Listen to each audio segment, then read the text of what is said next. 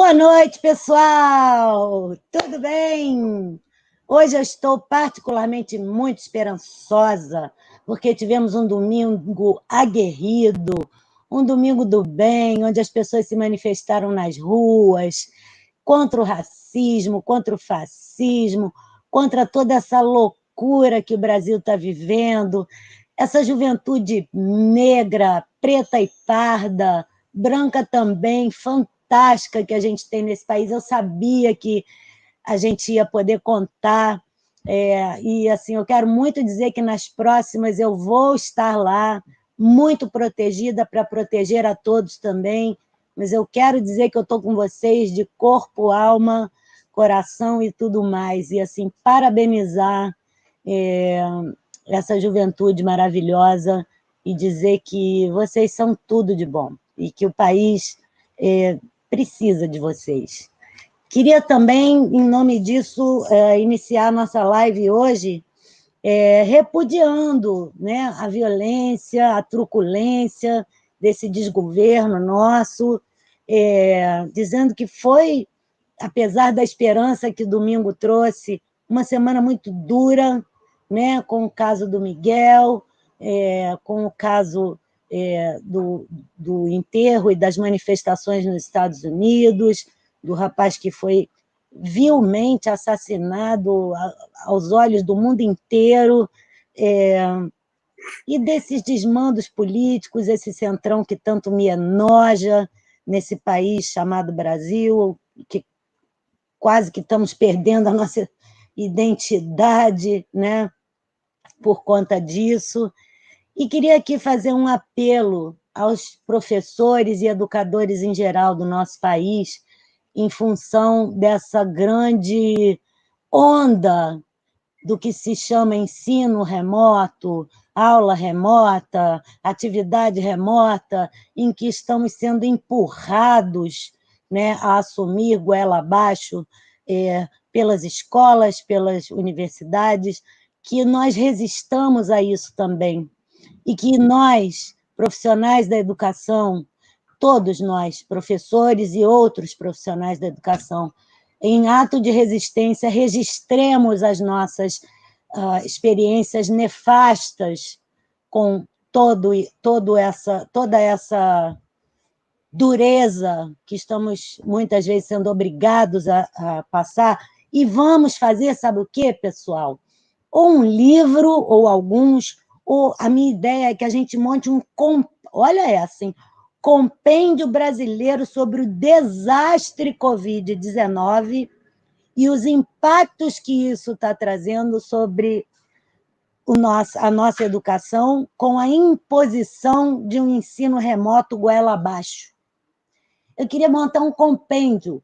Então, professores de todo o Brasil, univos, educadores de todo o Brasil, não precisa ser só professor. Você que está aí por trás, tendo que montar essas plataformas, tendo que ajudar os colegas professores a montarem aulas absurdas, emergenciais, sabe? E que também não entende dessas plataformas. Você, professor, que está tendo que lidar com famílias de analfabetos, que não sabem ensinar seus alunos e que não estão sabendo também como lidar com isso. Botem isso no papel, gente, vamos registrar e montar uma enciclopédia, sabe? Que fique registrado, uma comissão da verdade sobre esse tempo de pandemia e o que isso está causando em termos dessa suposta ensino remoto, que é uma vergonha, entre tantas outras vergonhas que temos vivido. Bem, com isso, e como eu estou muito feliz hoje por conta das esperanças acendidas desde o domingo passado já no mundo e hoje particularmente no Brasil, eu vou aproveitar essa alegria toda e já introduzir o tema, que é um tema muito feliz. É um tema sobre educação infantil. Creio eu que dentro da educação, a faixa mais gostosa é o tema sobre gênero, necessaríssimo, e que se intersecciona com uma série de outras temáticas importantíssimas também, como raça, como deficiências, como religiões e tantas outras coisas que nos atravessam, né, no nosso dia a dia como sujeitos, e, óbvio, a ludicidade. Para isso, eu trouxe uma pessoa muito especial, de quem eu vou falar já já. Eu só queria, antes de falar dessa pessoa linda, dar um oi aqui para um monte de gente que já chegou, a galera do Amapá, a galera de Brasília, a gente tem hoje gente de Brasília aqui, galera de São Paulo, a galera do Rio de Janeiro, a galera, deixa eu ver mais de onde, olha, tem gente pra caramba aqui, meu Deus do céu, chegando, eu estou super feliz da vida. Vou dizer alguns nomes: Jéssica, Jusilene, Guilherme, Ângela, Rosana, Fábia, ai, adorei seu nome, super legal, diferentésimo.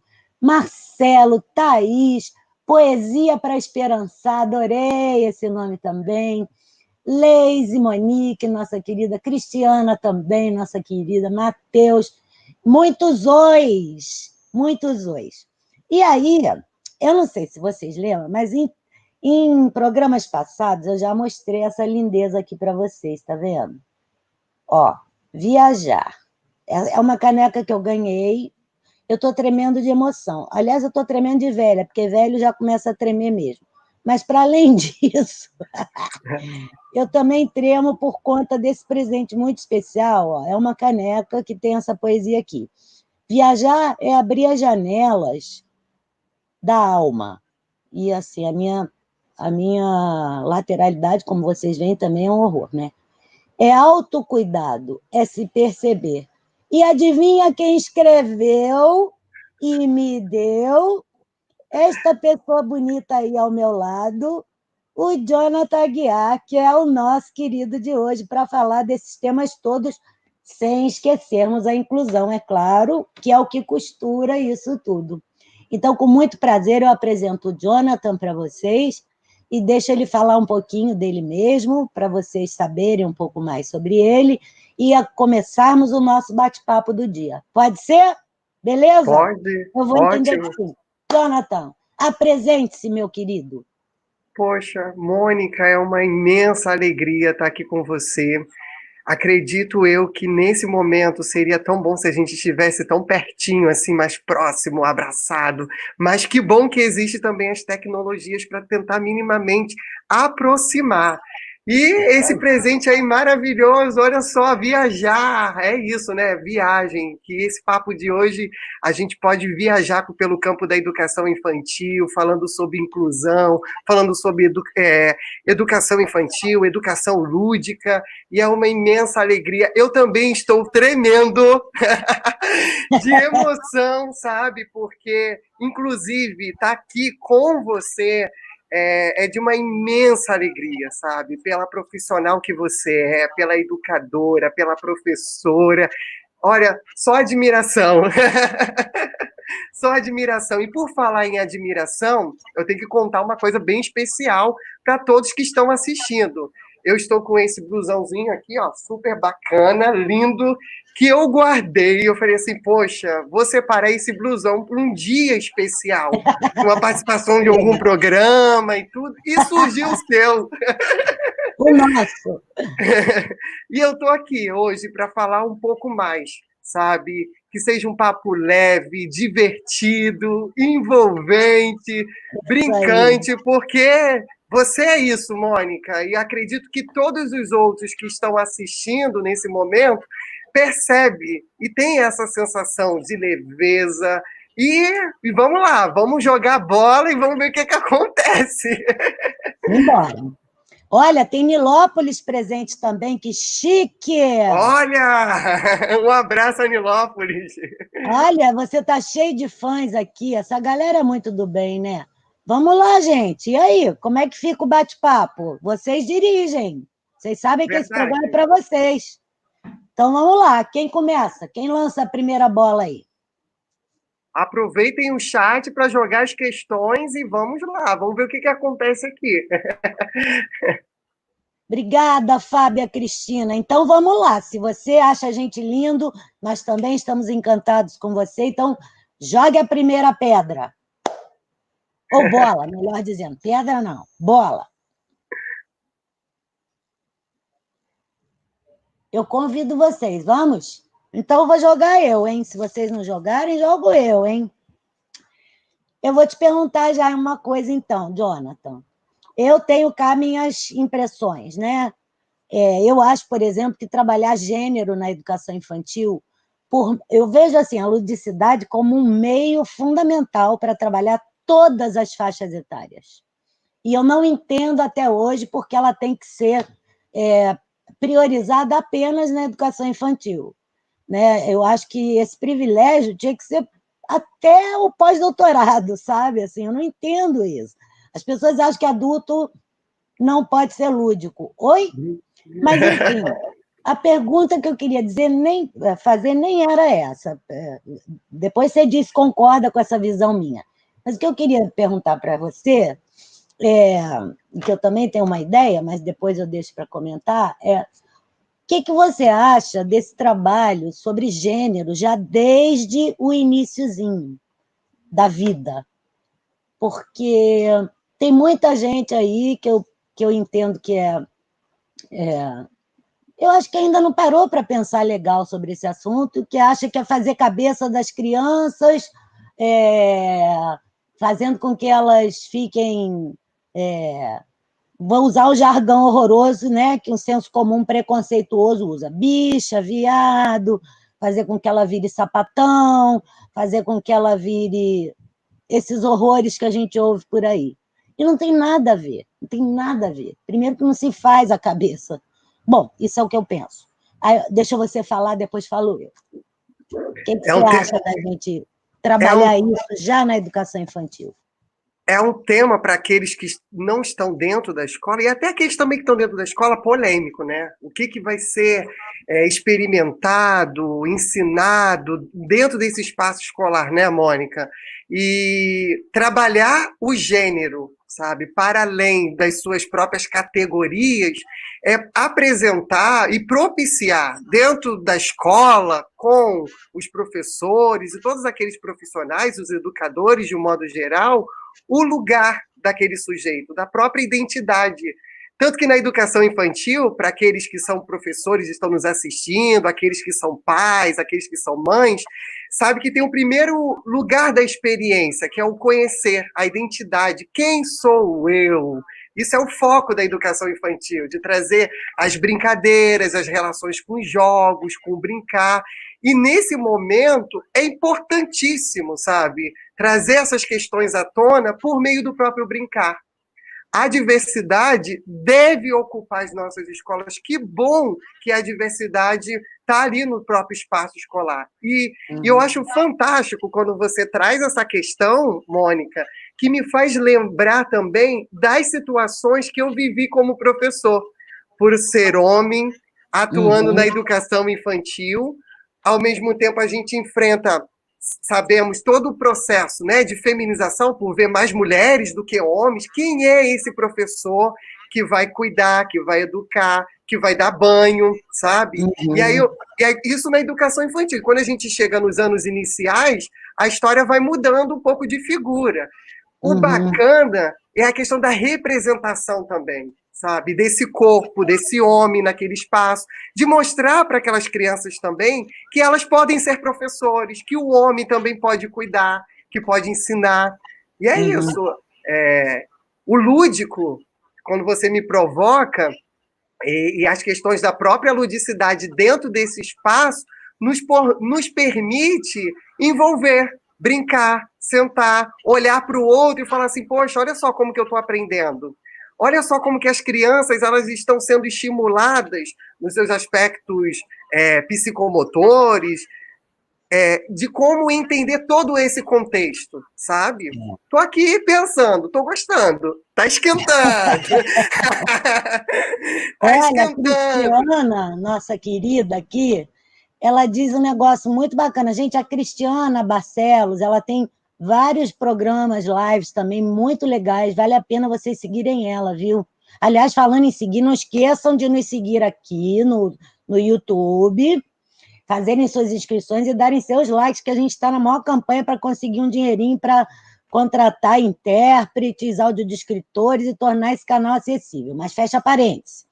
A Cris, ela faz várias lives, ela está muito ligada ao ensino de química, química acessível, e vale a pena seguir, tá? Ela aqui fala o seguinte, que no ensino de química a gente usa muito o lúdico, e que no ensino médio superior, e é no ensino médio superior que a gente usa muito menos, né? Infelizmente. E o que você acha disso? Olha que barato, usar o lúdico no ensino de química. Deve ser um tremendo desafio, né? Mas é possível. O que você acha disso? Gostei dessa sua palavra aí, um tremendo desafio. Porque é Pois isso. é, né? Porque algumas vezes a gente associa o lúdico à infância, à criança, algo inferior. Ah, brincar, isso é coisa de criança. Mas o brincar faz parte da nossa vida. Olha esse momento que a gente está enfrentando. Quanta brincadeira a gente tem que fazer, criar, possibilitar dentro da nossa própria casa para a gente não surtar. Então, assim, é esse brincar que faz parte da vida. E pensando no próprio ensino de química, dentro do ensino superior, é entender a dimensão e da potência do lúdico, sabe? Desse fazer brincante. Porque, na maioria das vezes, a sensação que eu tenho, Mônica, eu não sei, eu queria também saber o seu posicionamento, o brincar, ele está relacionado a um jogo, a um objeto, sabe? Ah, preciso ter um brinquedo concreto para esse brincar existir. Mas eu posso brincar com as palavras. Lógico, Eu posso brincar no sentido de ouvir o outro, sabe? Acolher alguma situação, acolher o momento de desespero, do tiroteio, que eu moro na favela. Sabe? Quando falta internet, é isso. É o brincar para além, sabe, de um material. É o brincar da própria vida, das nossas sensações, das nossas emoções, sabe? E aí a gente tem vastos autores da academia que vem trazendo essas problematizações. Eu, Jonathan, não sou o percussor disso. Existe uma galera aí que vai trazendo inúmeras questões para aqueles que querem aprofundar sobre esse lugar do próprio brincar. E algo quando a Cristiane traz, né, do próprio corpo e do ensino médio e dentro do ensino superior também, é a doceirização do próprio corpo, que vai se perdendo, sabe? Vai se perdendo. Como, não é resgatar, mas como propiciar, dentro desses espaços, o lugar do brincar. Como propiciar dentro da nossa casa agora, nesse momento, o lugar do brincar. Sim. Olha, a Cris está me corrigindo aqui, dizendo que lá na Química eles fazem uso do lúdico, sim, inclusive no ensino superior, e que na experiência dela como professora do Estado, eu imagino, também se faz uso do lúdico no ensino médio. Perfeito, Cris. Teve uma pergunta fantástica aqui, Jonathan, cadê que eu perdi? Ah, essa aqui. Jonathan, você poderia... Quando eu olho aqui para cima, gente, é porque tem um telão, tá? Me ajudando aqui a enxergar melhor. Não é desprezo, nem nada desfeita para vocês, não. Jonathan, você poderia falar um pouco mais, adorei isso, das representações na educação infantil? Quando apresentamos, nossa, isso é demais, prateleira de brinquedos para meninas e outra de brinquedos para meninos, o que estamos ensinando? Amei essa pergunta. Muito Você não respondeu, boa. responda, hein? Muito boa essa pergunta, sabe? É aquela questão, meninas vestem rosa e meninos vestem azul. Não, todos nós vestimos coloridos, sabe? Vamos pensar a representação das próprias cores. Não existe só o azul, não existe só o rosa, existe uma multiplicidade, sabe, de cores. E aí, quando traz essa questão da representação, Mônica, eu amo contar histórias, sabe? E você sabe disso, e aqueles que já vêm me seguindo também sabem tudo. Existe um livro que se chama Clact, Clact, Clact. É de uma tesoura que ela se vê sempre indignada com a própria vida, sabe? E aí o movimento que ela faz no meio de todos os papéis picados é dizer azuis para um lado, aí vai formando o triângulo, vermelhos para um lado, e aí forma o círculo, até que o momento, nesse movimento, né, de ditar regras, ela se vê e dá um grande espirro e mistura todas as cores, todas as cores e todas as formas geométricas. E eu adoro esse livro, tanto para contar para as crianças, com as crianças e também com professores, educadores, porque aí nos mostra assim, o sentido das cores, os sentidos da imposição, sabe, de regras. Ó, é isso ou é aquilo, e aí sem querer vem o espirro e mistura tudo, e aí você vê a diversidade. Aí uma questão, tá aí uma mensagem para poder ser passada, sabe? É essa diversidade. Que bom que as nossas escolas, a gente pode trabalhar, alguns professores, essa questão, essa temática da diversidade. E aí eu gosto de fazer o contraponto com esse livro de história, de dizer as nossas indignações, que algumas vezes a gente olha, ou é isto ou é aquilo, mas não é só isso ou aquilo. Existe uma multiplicidade, sabe? Existe um outro horizonte, outros olhares. E aí essa representação é, ao mesmo tempo, pensar até da própria apropriação dos brinquedos. Entende? A menina brinca de boneca. Menino brinca de carrinho. Por quê? Quem ditou isso? Quem falou isso, sabe? Que bom que a gente existe num universo que podemos brincar com todos os tipos de brincadeiras possíveis. Entende? E que bom que a escola e professores que têm essa conscientização de trazer isso para o jogo, de trazer isso também por aquele bate-papo com as próprias famílias, de trazer quem é essa representação, sabe? Eu me deparo algumas vezes com mulheres que odeiam rosas, sabe? Que preferem o azul, entende? E eu acho que é isso. Trazer essas questões à tona é necessário, principalmente com a criança, sabe? E eu acho que aí entra a questão da raça também, né? É assim, a diversidade de cores, inclusive de pele, nossa, que tinha que estar presente e não está. Nossos brinquedos são muito brancos, são muito ainda, né, norte-americanos, eurocentrados, e coisa de rico.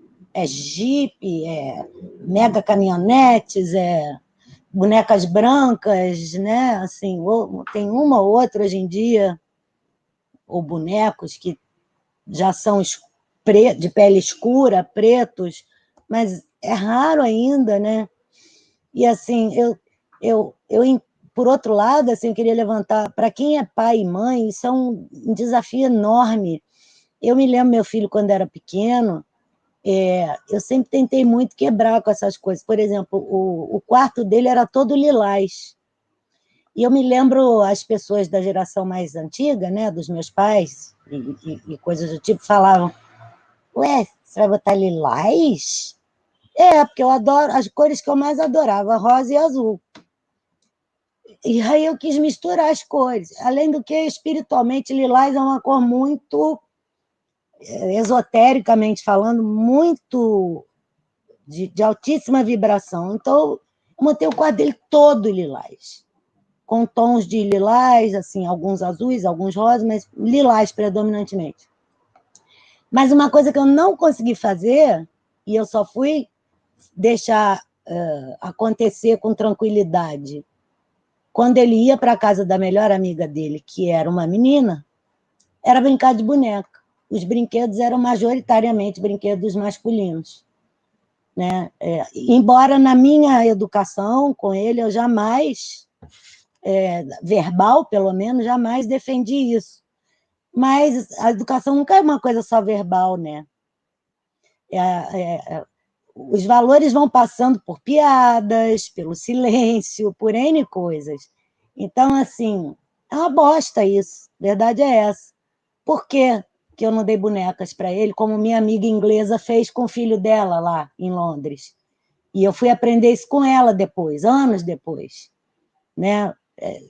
Então, assim, eu fico me perguntando, o que me faltou de coragem? Não foi coragem, foi preconceito mesmo. Não foi coragem, não. Que coragem eu tenho? Eu acho que foi um preconceito ali, sabe? Enfurnadinho, querendo se esconder. Entende? Não é isso. Tem um monte de gente mais aqui. Vamos lá.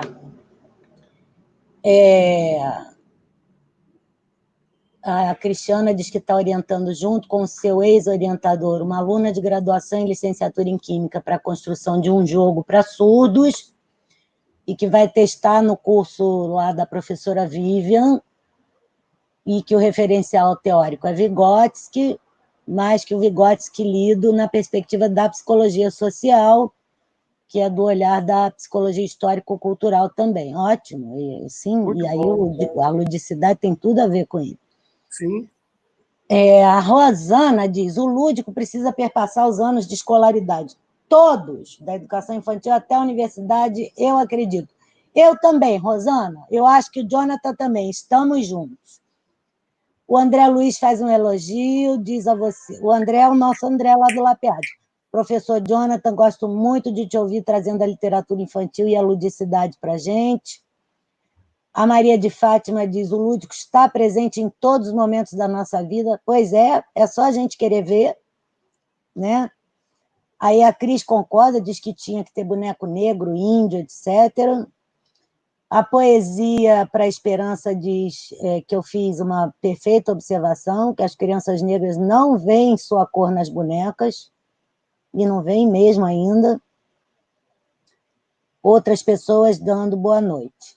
O que você acha? Quer comentar o que eu acabei de ler? Tem Gostei dos mais... comentários, interessante.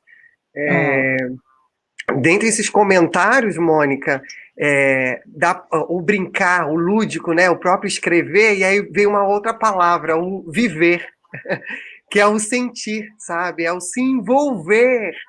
Quantas vezes a gente se permite se envolver em determinadas situações, sabe?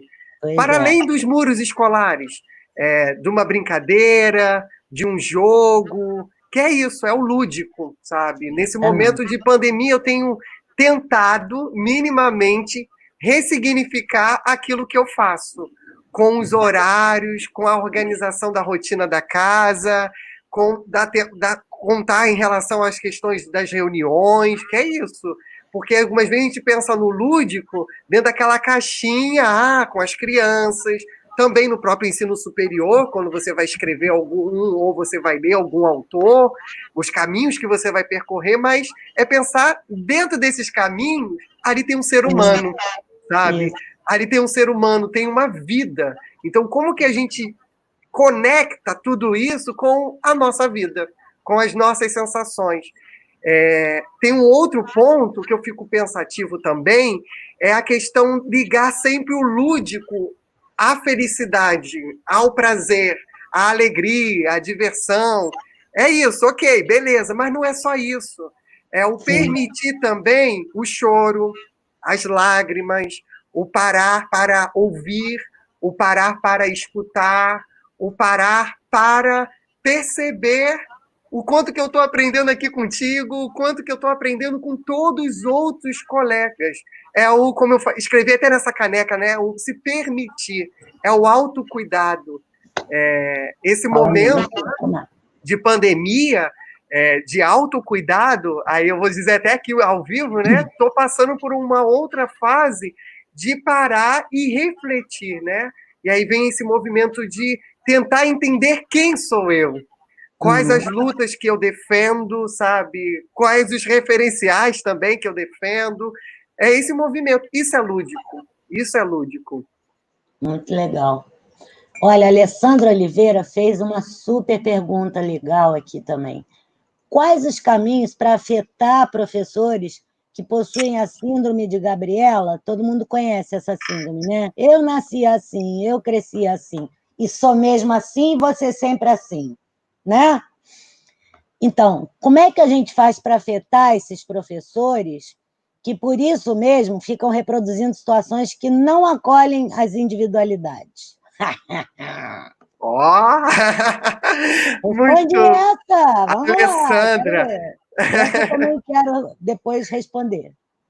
Boa, boa. Porque o acolher a individualidade, né, do ser humano é um desafio, poxa, a gente está vivendo essa experiência no nosso mundo, sabe? Não só na escola, mas como acolher essa pluralidade, sabe? E aí a gente se depara com esse discurso do professor, eu nasci assim, não, a minha prática é assim, eu vou continuar sendo um professor, não mudando, não modificando, vem aí o espaço de formação continuada, né? Desse professor não parar no tempo, entende? Aí eu gosto de fazer sempre um contraponto, até em relação até à área da saúde. Imagina se o médico permanecesse hoje em dia com as mesmas técnicas.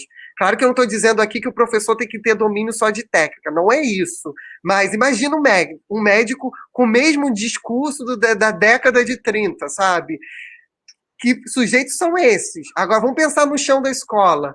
Que sujeitos são esses frente a esses professores que não passam por esse momento de formação continuada, de buscar uma especialização, uma leitura, um vídeo que venha estimular ele a querer e a conhecer mais de outras realidades.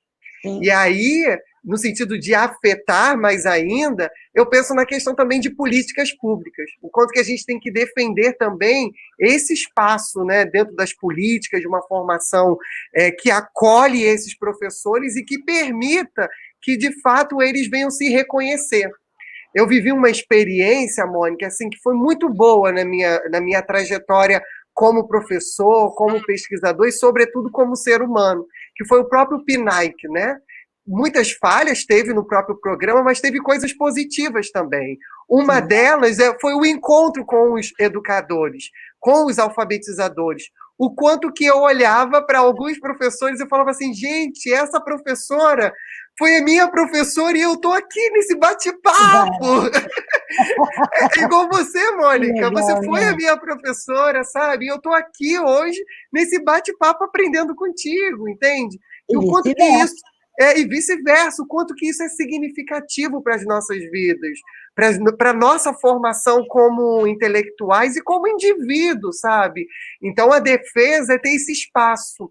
Quando alguém fala algo que a gente não acredita ou que a gente não defende, é no sentido de entender e acolher, sabe? Essa diversidade e, a partir disso, criar um interlocutor.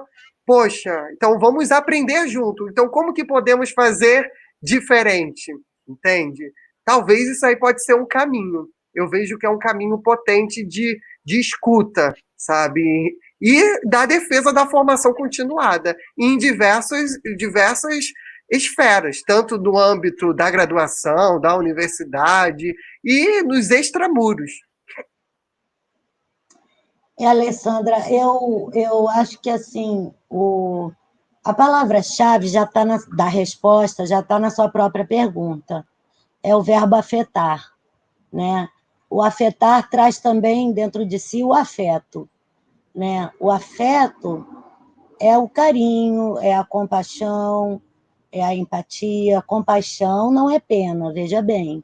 Também não é aquela compaixão puramente religiosa, de dar outra face pura e simplesmente na tentativa de, né, em nome da humildade pura, ceder. Não é essa compaixão, é a compaixão cidadã.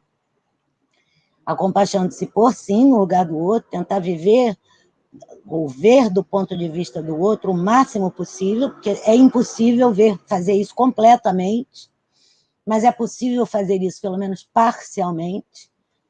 Então, ou seja, é o carinho com o próximo e, na sequência, o respeito. Mas o respeito comedido, o respeito vigilante, um respeito que também não permita o desrespeito a si mesmo. O que eu vivi? Eu não tenho uma receita, Alessandra, mas eu tenho exemplos do que eu venho fazendo na minha vida. Muitas vezes dá certo, outras vezes não, mas eu ainda não achei um caminho melhor. Então, por exemplo, deixa eu voltar aqui na sua pergunta para eu não me perder. Uma coisa que eu costumo fazer muito é dizer assim, bom, primeiro, eu nunca julgo. Isso é difícil pra caramba, porque a nossa primeira vontade é dizer, acorda, Gabriela, e joga a Gabriela para lá e joga...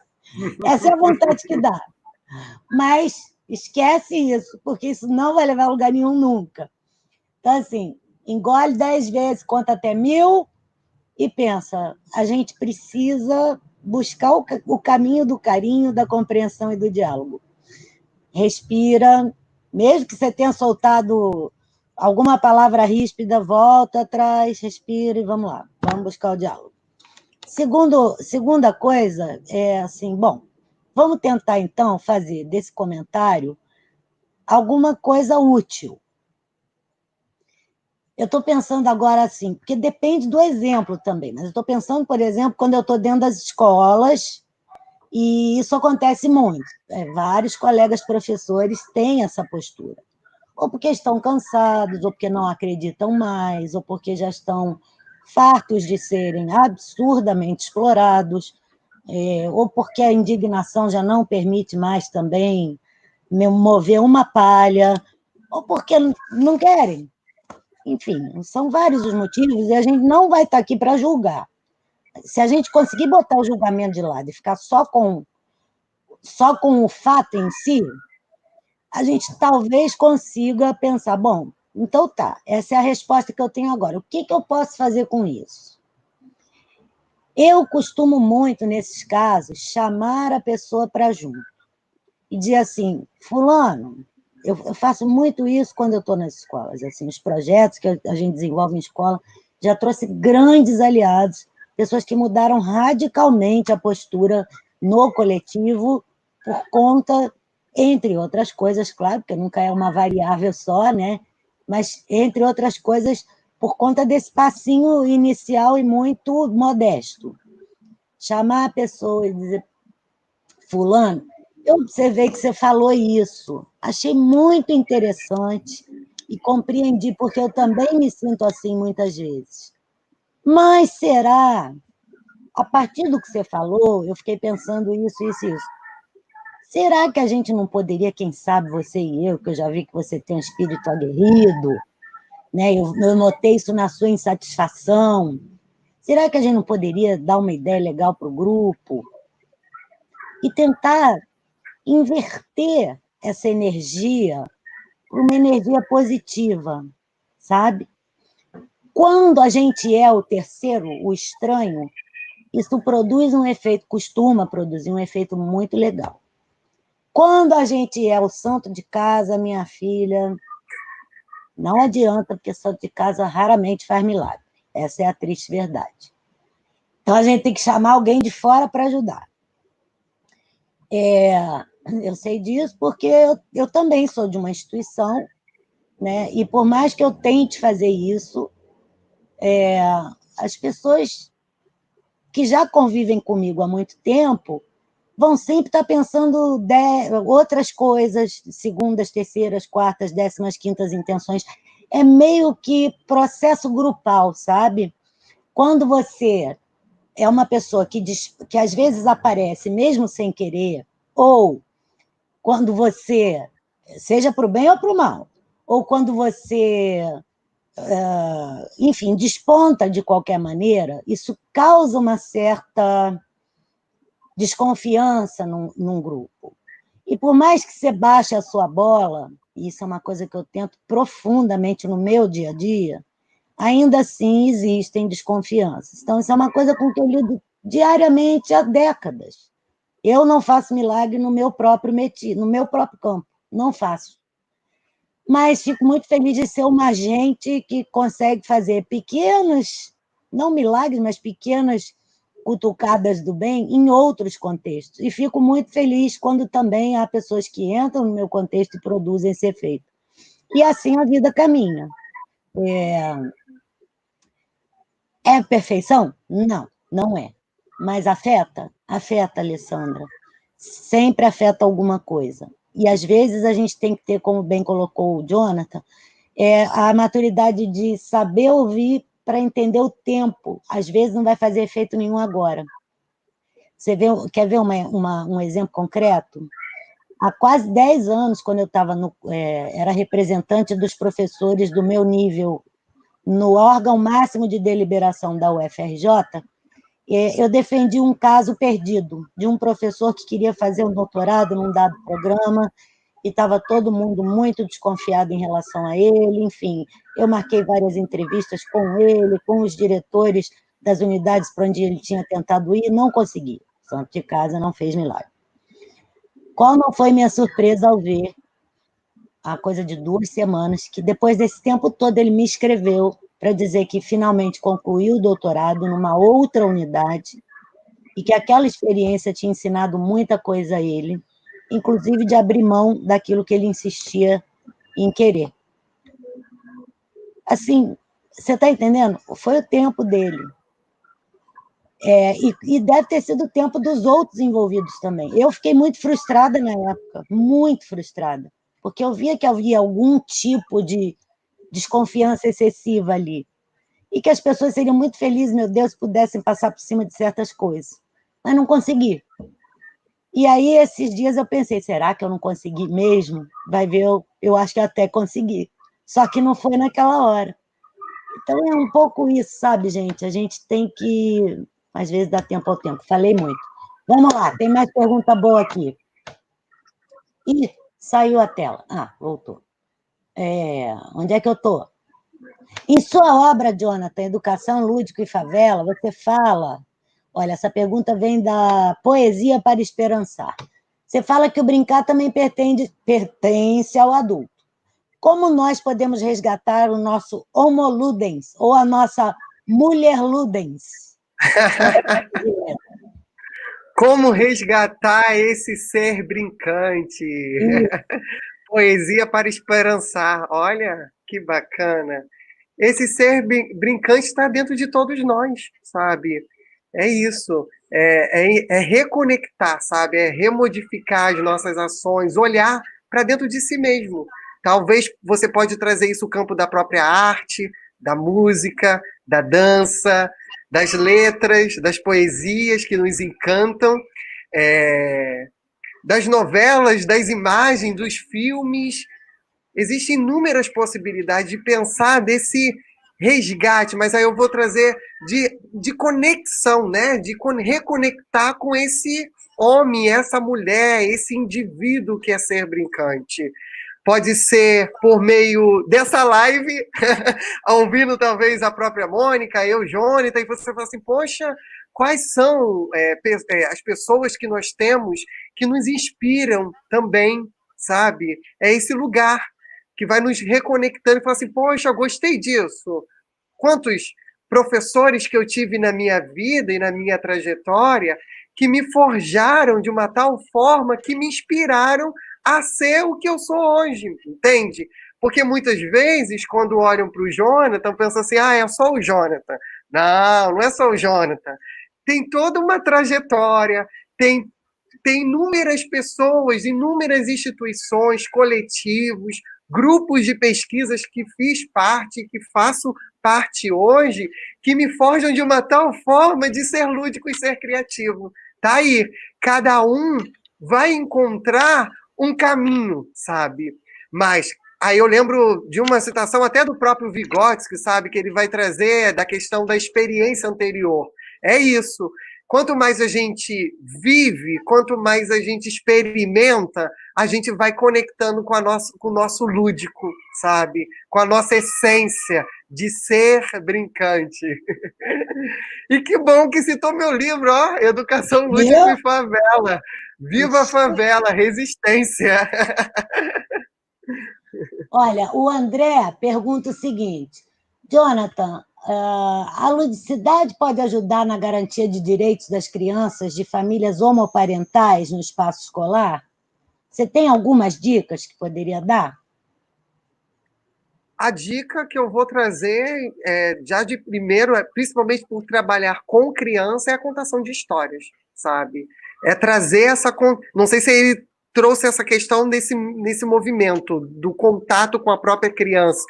E a representação. Eu lembro de uma situação que eu vivi até no próprio colégio de aplicação da UFRJ, onde eu tive reunião com os responsáveis e tudo, e nesse movimento tinha uma família onde era homo, sabe? Onde eu tive ali o contato com uma família que tinha uma outra representação. E o cuidado daquela família de entender como aquelas crianças estavam entendendo o fato de ser uma família onde aquele indivíduo estava sendo criado por duas mães, sabe? E foi bem bacana, porque existem inúmeros livros que retratam e que trazem essa arte, esse movimento de entender o outro, de entender os desafios que é o chão da escola. Eu vejo que a arte, a música, a dança é um grande aliado, é inclusão, sabe? Principalmente para trabalhar com as crianças.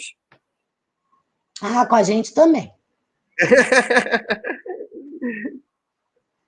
O Diego diz assim, Jonathan, como que você vê a possibilidade de construção da identidade pela criança a partir de homens na docência da educação infantil, ou seja, a construção da identidade de gênero? Boa questão. Teve até um debate que eu participei junto com o Eric Santana no programa Conexão do canal Futura. Se ele não conhece material, eu até sugiro para poder ir ouvir um pouco mais, até porque aqui não vai dar para aprofundar de fato todas essas questões. E foi Você um manda o programa. link que eu posto depois, como também os textos que você mencionou, tá? Beleza, beleza. E nesse programa a gente falou sobre essa representação desse homem. E eu tenho levantado muito essa bandeira, né? Homens no magistério, eu apoio.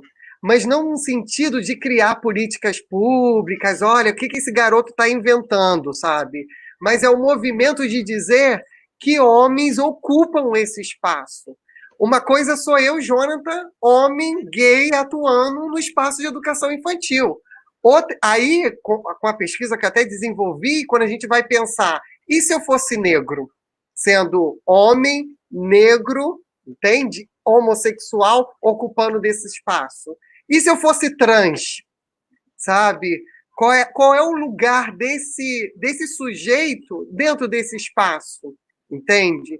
E é importante trazer isso porque, dentro da nossa sociedade, de um modo geral, eu abro o portão da minha casa, eu encontro diversos sujeitos, diversos seres humanos, sabe? Com diversas identidades. E que bom que isso está chegando à escola. E é o lugar da gente debater essas questões. Porque as crianças vão trazendo as suas curiosidades, os seus olhares frente à questão do próprio gênero. Que bom que o tio chegou, que bom que o professor chegou, sabe? Elas Isso. tendem a gostar, né? Eu vou dar a dica aqui também, nós conversamos muito sobre isso num programa há umas 3 semanas, que foi com o professor Jânio, um super colega, e que só trabalha com isso, homens, Verdade. professores no ensino fundamental e educação infantil. Se vocês olharem nesse canal aqui, vocês vão ver, vale a pena assistir, porque nossa, foi muito legal. E a história de vida dele também, que ele conta, as pessoas perguntaram, foi muito bacana. Então, acho que complementa muito essa fala do Jonathan, tá? Sugiro que vocês assistam. Agora, eu ia falar outra coisa, as pessoas também confundem muito, gente, de novo a ignorância, né? Daí a importância da gente no mundo como professores. As pessoas confundem muito homossexualidade, orientação sexual, com pedofilia. Assim, é como se fosse uma coisa diretamente decorrência da outra ou sinônimo, que é pior ainda, né? Então, acha que, por ser homem, é gay, para cuidar de criança, não pode ser macho, macho de verdade não cuida de criança, é coisa de mulher, o que é um absurdo. E em sendo gay, já quer fazer outra coisa, já está afim de outro negócio, não é bem cuidado. É outro absurdo, assim, isso é prisão, isso é caso de todos os dois são casos de prisão, né? Então, assim, a gente tem que acabar com isso, a gente tem que ir desconstruindo isso todo dia, por isso o gênero tem que ser trabalhado, gênero e questões de diversidade sexual em geral, gênero, orientação sexual, identidade de gênero, e tudo tem que começar a ser trabalhado já na educação infantil, e não é só com as crianças, não, as crianças são quem menos precisa. Verdade. Com os adultos da educação infantil. Né? Quando a gente fala aqui de educação infantil, não é só com as crianças. é já com o corpo todo de adultos da educação infantil. Esses é que são os problemáticos, muito mais do que as crianças. E tem as Quando eu falo estratégias, corpo né? todo, eu digo também os pais, as Sim, famílias, porque tem né? as Não é estratégias, só... né, Mônica? Que Exato. esse corpo, um exemplo, eu, Jonathan, dentro de uma sala de educação infantil, eu fui criando algumas estratégias para permanecer dentro da própria área. Ministrar uma aula com a porta aberta, coisas que as mulheres Olha jamais só, pararam para Virginia. poder pensar, que perpassa, aí você fala assim, poxa, uma coordenação, uma direção que passou por espaços de formação e que sabe que o homem pode atuar, e aí vem aí a própria restrição. Não, esse corpo aqui dentro dessa escola não pode. Ou sendo uma Uhum. escola pública, esse homem, de fato, ele não vai permanecendo muito tempo na sala de aula, ele vai para as áreas de gestão, de orientação, de coordenação, porque é um enfrentamento, sabe? Um Exatamente. enfrentamento, mas assim, tem que ser um enfrentamento com muita ética, com muita responsabilidade, de chamar a família, vamos lá, vamos conversar. Aquele Uhum. tete a tete que a gente está tendo aqui agora, vamos tirar dúvidas. O que que, o Isso. que que passa pela sua cabeça? Eu lembro de uma fala de uma mãe que ela virou e falou assim, Jonathan, eu tinha tanto medo, e isso eu sendo professor do primeiro ano do ensino fundamental, eu tinha muito medo de deixar minha filha com você. Aí Ó, isso ela trouxe essa mensagem no final do ano. E ela virou e falou assim: Mas olha, hoje, como você está saindo até da própria escola, eu estou aqui em lágrimas, não vai embora.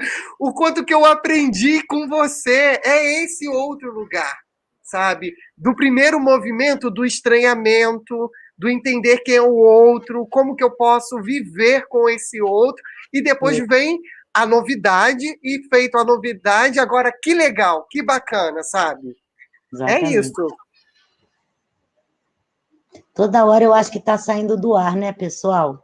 Acho que as conexões hoje não estão boas. Se estiverem saindo, permaneçam, porque ele volta logo na sequência, tá? Nós temos mais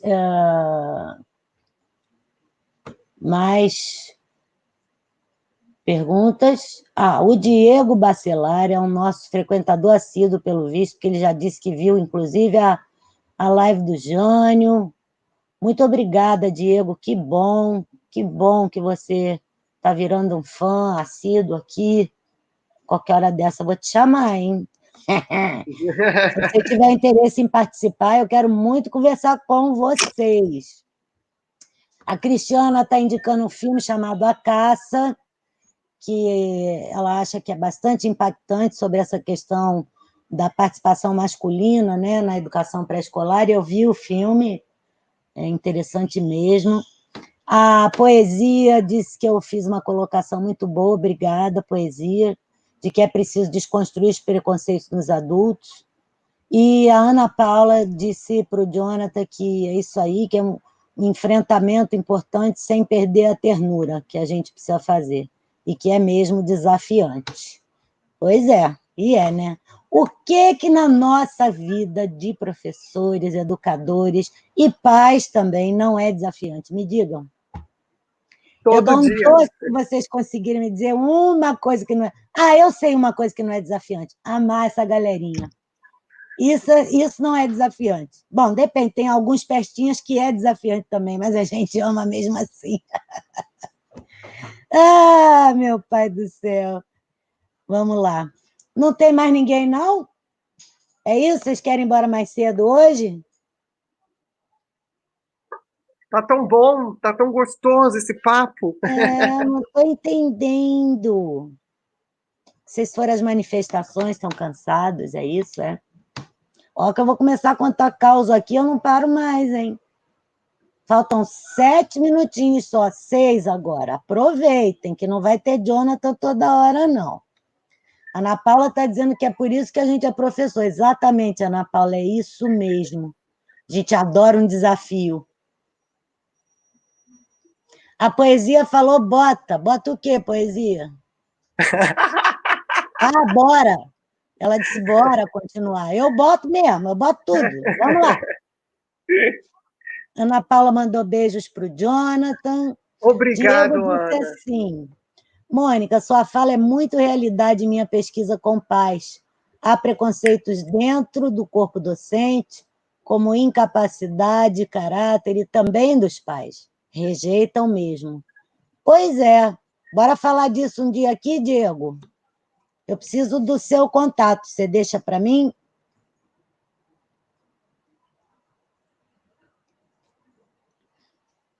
Aí a Cristiana diz, Mônica, eu ficaria entediada com filho quietinho, adoro aluno quieto, adoro aluno e adoraria filhos agitados. A poesia morreu de rir aqui, eu também, vocês são barato. A Patrícia diz, oi, eu acho a professora Mônica muito humana, pena que ganhou como diretora. Que ganhei nada, Patrícia, eu perdi. Mas o papel era esse, pelo menos a resistência eu fiz. Eu não ganhei nada, eu perdi, mas adorei você dizer pena que eu ganhei, porque é sinal que eu seria péssima.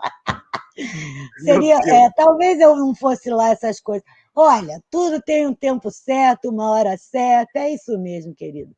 Muito obrigada, meu amor. E isso é ser criativo, né, Mônica? Se Mesmo, jogar. A Cristiana está dizendo que mesmo sem ter, a Mônica bota. Quem disse que eu não tenho, Cris? Ha, ha, ha. E depende, ter o quê? Ha, ha, ha, peguei você. Diego, não somos Petrobras, mas o desafio é a nossa energia. Eu estou dizendo que esse povo é muito bom. A Patrícia está dizendo que digitou errado. Eu sei, Patrícia, eu estava zoando. Adoro zoar, gente. Essa é minha. That's me. Vocês sabem que outro dia eu me apelidei. Eu vou mudar de nome, né? Meu nome agora é Pandemônica. Porque eu estou um caco com essa pandemia. Estou ficando mais gaga do que nunca. Vamos voltar ao assunto com o Guilherme aqui, gente. O Guilherme nos pergunta como a escola predominantemente heteronormativa prejudica o aprendizado dos alunos. Prejudica? Como a escola heteronormativa, como a escola predominantemente heteronormativa prejudica o aprendizado. Realmente, ela pode prejudicar. Sim, trazendo talvez só um único olhar, sabe? Estou aqui pensando, trazendo só um único olhar. A diversidade tem que compor a escola, sabe? Não é o aceitar o outro, mas aprender a respeitar o outro. Tá aí. Exatamente. E também colocando em sofrimento quem não é heteronormatizado. Quem não se sente dentro dessa caixa. Né? Quando ela usa a norma hétero, é isso, assim, muito simplificadamente, a heteronormatividade, o que ela faz? Ela está obrigando todos os sujeitos a serem isso, ou espera que todos os sujeitos sejam isso. Quando se espera a mesma coisa de todo mundo, você não abre espaço para cada um ser o que efetivamente Isso. Aí ferrou. Isso é exclusão. Verdade. E essa exclusão pode acontecer de várias lógicas, né, Mônica? Estou aqui Isso pensando no causa campo. Sofrimento, né? No campo até. Vamos pensar no campo da matemática.